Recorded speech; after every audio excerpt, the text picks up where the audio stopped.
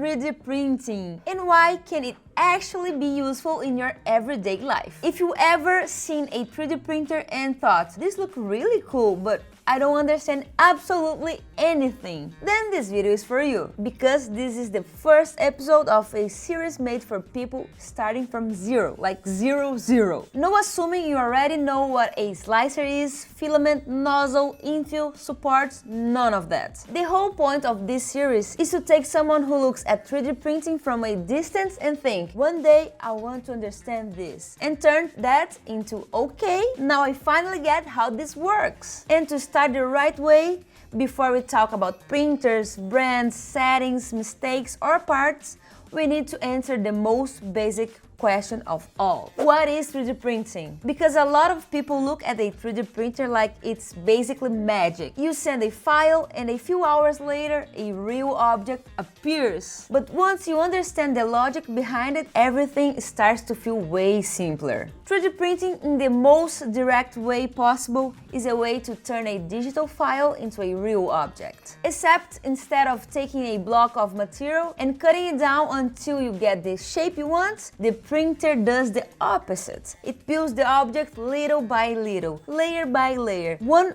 on top of the other, until the part is complete. And if I had to summarize 3D printing in one sentence, it would be this. Think a hot glue gun controlled by a computer. That's a simple way to picture a filament 3D printer, which is the most common type for beginners. It takes plastic, heats it up, and lays it down in the right place, little by little, until the part is born. And here's the most important detail. It doesn't make the whole part at once. It makes it in layers. So imagine you want to print a phone stand. The printer starts with the bottom, makes the first layer, then it goes up a tiny bit and makes the next one, then another, and it keeps going until that becomes a real object in your hand. It's almost like it's drawing the part from the bottom up. And here's a point that really helps beginners understand this world. A 3D printer doesn't know it's making a phone stand, a figure, or a hook. It's just following instructions. To the printer, what exists is put material here, now move over here,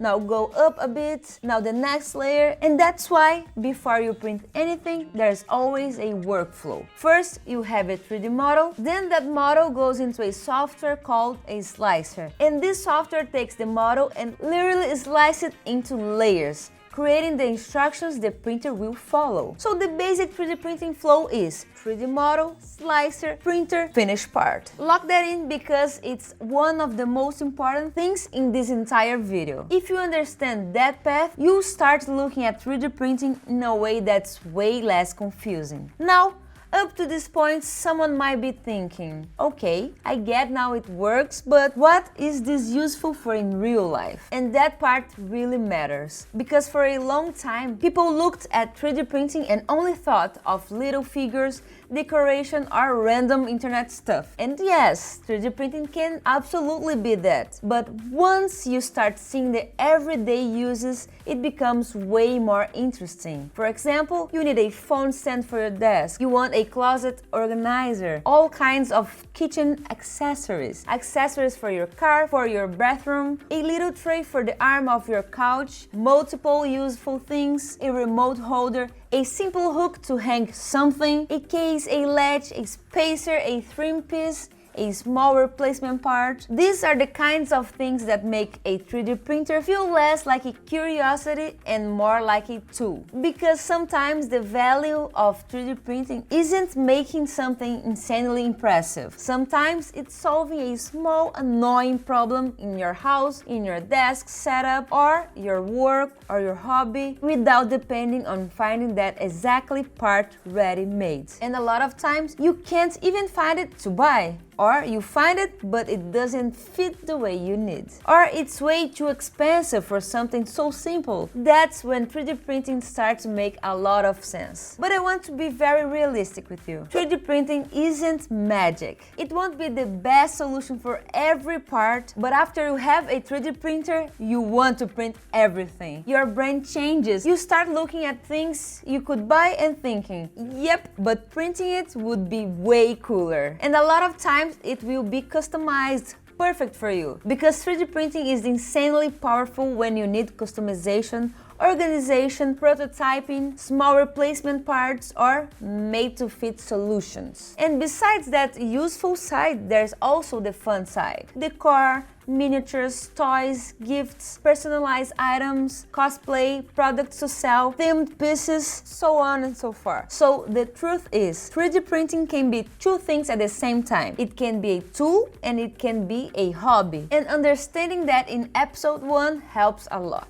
Because some people get in this world thinking, I want this as a tool. Other people get into thinking, I love tech, I like thinking, testing, learning, and play with possibilities. And both paths are valid. Some people buy a printer because they want to solve practical problems. Some people buy it because they fall in love with the process. And usually, after a while, those two worlds start blending together. And a lot of time, people start selling prints too, either as extra income or even as their main income, depending on their focus. Now, another super common beginner question. Are there different types of 3D printers? Yep. But at the beginning, you don't need to overcomplicate it. The two types that matter most for you to understand are filament printers and the resin printers. Filament printers are the classic ones with a plastic spool. They melt the material and lay it down layer by layer. Resin printers use a liquid resin that hardens with light. Both can make incredible parts, but for most beginners, filament printing usually makes more sense because the process is easier to understand, generally cleaner in day-to-day life, and more beginner-friendly. You can literally watch the part being built right in front of you, and that's helped a lot when you're learning. So to set expectations for this series, I'm going to focus on filament printing. And here's the great news. Starting today is way easier than it was a few years ago. This is important because a lot of people still have an old image of 3D printing, like it's extremely hard, full of hacks, super unstable, and only for people who love suffering. And